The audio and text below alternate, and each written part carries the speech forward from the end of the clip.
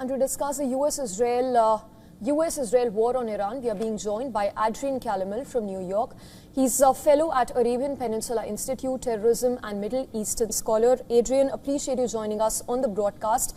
Now, starting with the latest comments coming in from President Trump, who says that the war will end very soon.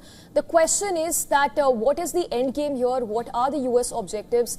Decimating of the missiles is one, but as far as the earlier statement of Trump is concerned, where he said that he would want that the IRGC should surrender the arms, is that an achievable target in the short run for them? Yeah, good morning to both of you. That's a good question. That's the one thing that Trump has been doing. This is definitely objective based instead of putting forward timelines, which a lot of people ask for, and that's not the right thing to do in any type of battle, war, conflict, you name it. Can he reach those objectives? What are those objectives?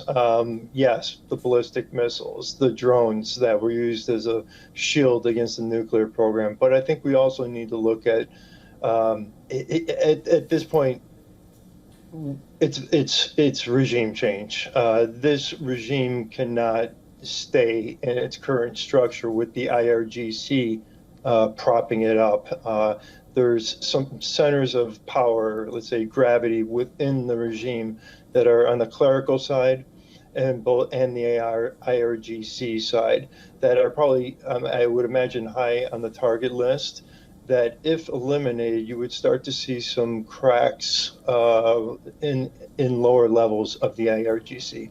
We have to remember that not all members of the IRGC are zealots, and the United States and whoever comes in can't make the same mistake of that we did in Iraq with de-Baathification process, where we said you're all evil individuals and you'll have no say in the government, and that eventually spawned into ISIS. So we can't make those type of mistakes. We have to look for those cracks, and the cracks can happen once there's enough pressure put at the top. That being said, Mojtaba Khamenei has been very close to IRGC, although he has not really had an official position before currently, after he has been appointed as the new leader. But he has been close with the IRGC. Do you think that, I mean, we've been speaking to some guests from Tehran as well, and of course from the ground, the regime, do you think it's that easy to break down, as you mentioned, because we have seen it's 47 years, and now with this son taking over, and there's no decentralization power, we have one person who will be taking the call. And so far, Iran has been able to maintain that kind of defense. All the goals that U.S. and Israel had to eliminate everyone on the top spot, the nuclear facilities, have they been able to achieve it if they wanted to yet?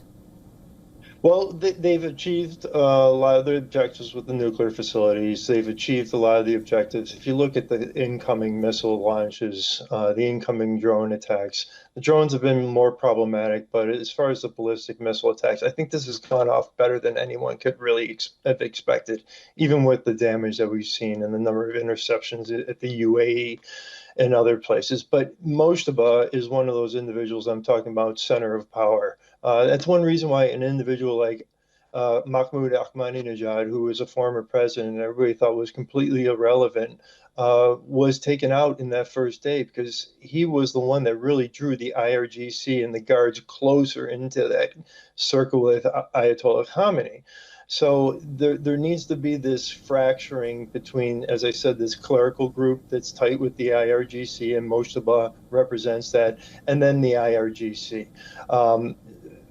We can't overstate the amount of influence Soleimani had on Khamenei, Ayatollah Khamenei. I mean, he was his senior advisor, and this is a person who was not a cleric.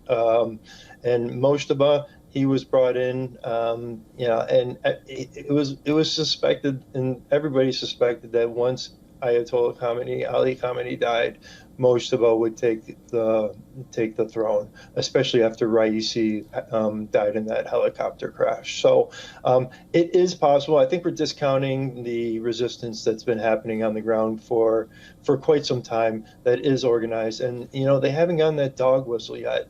It's to say it's safe, come out in the streets and take back your country.